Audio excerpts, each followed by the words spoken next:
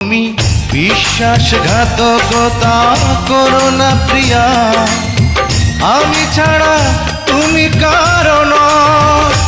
বিধি তুমি বলে দাও আমি কার, দুটি মানুষ একটি মনের দাবিদার।